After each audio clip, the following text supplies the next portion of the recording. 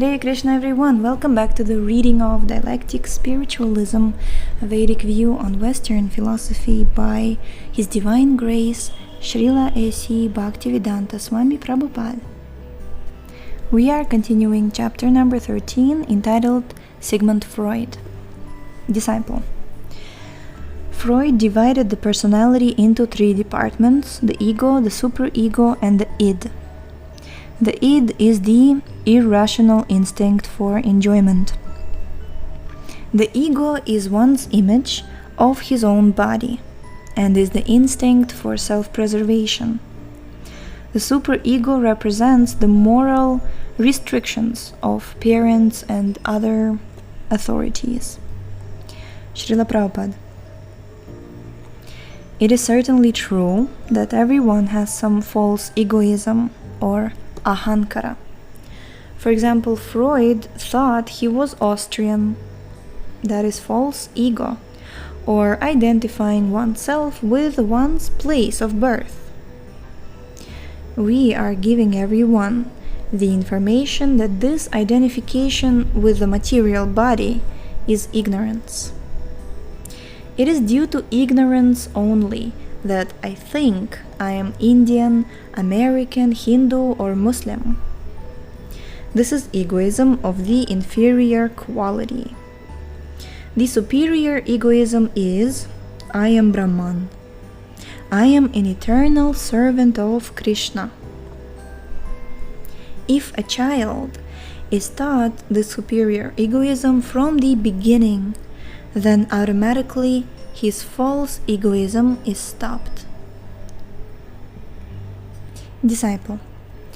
Freud says that the ego tries to preserve the individual by organizing and controlling the irrational demands of the id. In other words, if the id sees something like food, it automatically demands to eat it, and the ego controls that desire in order to preserve the individual. The superego reinforces this control. So these three systems are always conflicting in the personality. Srila Prabhupada. But the basic principle is false, since Freud has no conception of the soul existing beyond the body. He is considering the body only. Therefore, he is a great fool. According to Bhagavata philosophy, anyone in the bodily concept of life, anyone who identifies the body composed of mucus, bile, and air as his self, is no better than an ass. Disciple. Then these interactions of the id, the ego, and the superego are all bodily interactions? Srila Prabhupada. Yes, they are all subtle bodily interactions. The mind is the first element of the subtle body. The gross senses are controlled by the mind, which in turn is controlled by the intelligence. And the intelligence is controlled by the ego. So if the ego is false, then everything is false. If I falsely identify with this body because of false ego, then anything based on this false idea is also false. This is called Maya, or illusion. The whole of Vedic education aims at getting off this false platform and coming to the real platform of spiritual knowledge, called Brahma Jnana. When one comes to the knowledge that the spirit soul, that he is the spirit soul, he immediately becomes happy. All his troubles are due to the false ego.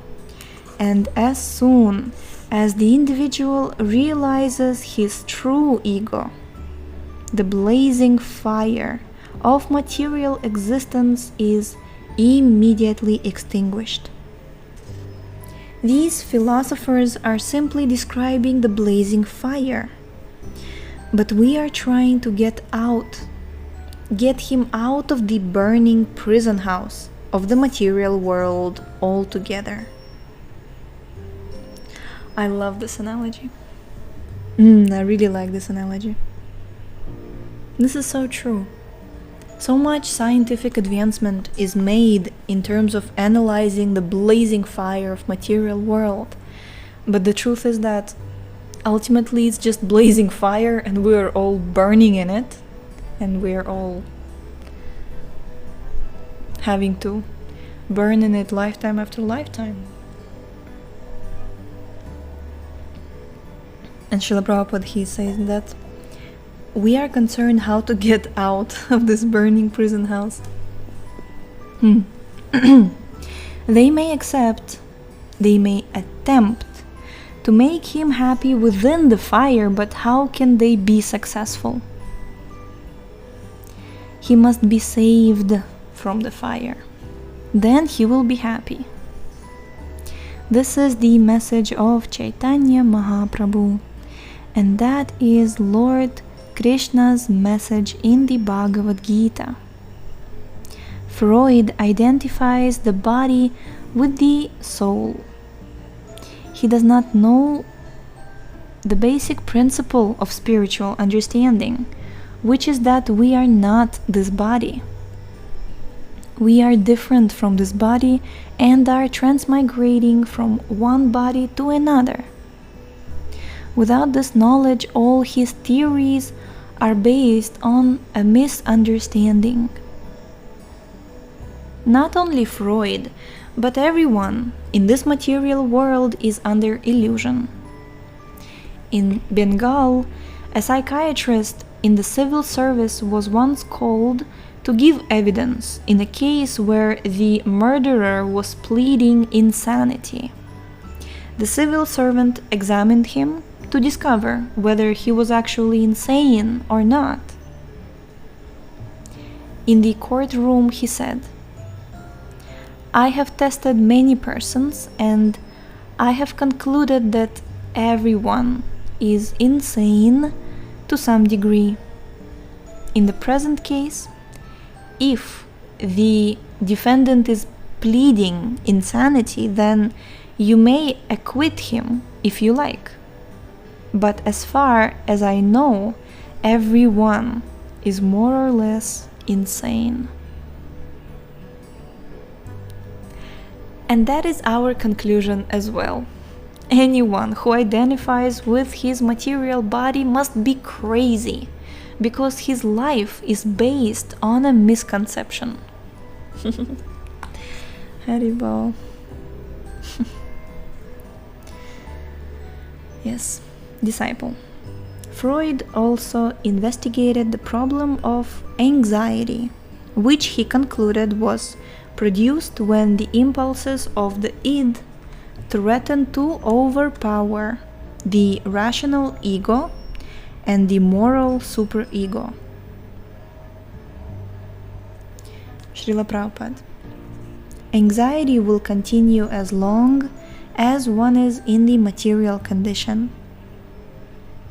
No one can be free from anxiety in conditioned life. Disciple. Is it because our desires are always frustrated? Srila Prabhupada. Yes. Your desires must be frustrated because you desire something that is not permanent. This is the thing. Suppose I wish to live forever, but since I have accepted a material body, there is no question of living forever. Therefore, I am always anxious that death will come. I am afraid of death when the body will be destroyed. This is the cause of all anxiety. Acceptance of something impermanent as permanent. There you go. Haribol. Disciple. Freud says that anxiety develops when the superego represses the primitive desires of the id to protect the ego. Is such repression of basic instincts very healthy?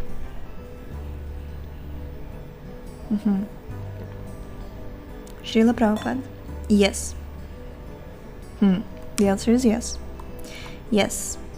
For us, repression means restraining oneself from doing something which, in the long run, is against our welfare. For example, suppose you are suffering from diabetes, and the doctor says, don't eat any sweet food. If you desire to eat sweets, you must repress that desire. Similarly, in our system of brahmacharya, there is also repression. A brahmachari should not sit down with a young woman or even look at one lustfully. He may desire to do so, but he must repress the desire. This is called tapasya, or voluntary repression. Disciple. But aren't these desires given outlet in other ways? For instance, instead of looking at a beautiful woman, we look at the beautiful form of Krishna. Srila Prabhupada. Yes, that is our process. Param drishtva nivartate. If you have a better engagement, you can give up an inferior engagement. When you are captivated by seeing the beautiful form of Krishna, naturally you have no more desire to look at the so-called beautiful form of a young woman. Disciple. What are the effects of childhood experiences on a person's later development? Srila Prabhupada. Children imitate whoever they associate with. You all know the movie Tarzan. Tarzan was brought up by apes, and he took on the habits of apes. If you keep children in good association, their psychological development will be very good. They will become like demigods. But if you keep them in bad association, they will turn out to be demons. Children are a blank slate. You can mold them as you like, and they are eager to learn. Disciple. So a child's personality doesn't develop according to a fixed pattern? Srila Prabhupada. No. You can mold them in any way, like soft dough. However, you put them into the mold. However you put them into the mold, they will come out, like Bharat's chapatis or kachoris. Therefore, if you give children good association, they will develop nicely. And if you put them in bad association, they will develop poorly. They have no independent psychology. Disciple. Actually, Freud had a rather pessimistic view of human nature. He believed that we are all beset with irrational and chaotic impulses that cannot be eliminated. Srila Prabhupada. This is not only pessimism, but evidence of his poor fund of knowledge. He did not have perfect knowledge, nor was he trained by a perfect man. Therefore, his theories are all nonsense. Disciple. He concluded that it was impossible to be happy in this material world, but that one can alleviate some of the conflicts through psychoanalysis. He thought one can try to make the path as smooth as possible, but it will always be troublesome. Srila Prabhupada. It is true that one cannot be happy in this material world, But if one becomes spiritually elevated, if his consciousness is changed to Krishna consciousness, then he will be happy. Jai, so we have completed chapter 13 entitled Sigmund Freud, and tomorrow we shall begin chapter 14, Jean-Paul Sartre. So thank you so much for tuning in today. The link to this book is in the description. Please check out our website, shravanamdiaries.com. Read this book along with us, share it with your friends, share it with your psychologists and psychotherapists, because up until today, Sigmund Freud is considered one of those, I don't know how do you even call it, Sampradaya gurus of psychology. But I actually know people who say that, oh, okay, you believe in God and I believe in Freud. So he has that kind of position. But I really like how Srila Prabhupada, he explained that you can analyze the fire in which you're burning, but the whole point is that you're supposed to get out of the fire. So, and I also heard that Sigmund Freud, he based his teachings on Bhagavad Gita, but because Bhagavad Gita was not understood, like he did not understand it through a bona fide guru, he must have misinterpreted it, and hence perfect knowledge became imperfect. Yes, so anyhow, we shall see you tomorrow. Hare Krishna.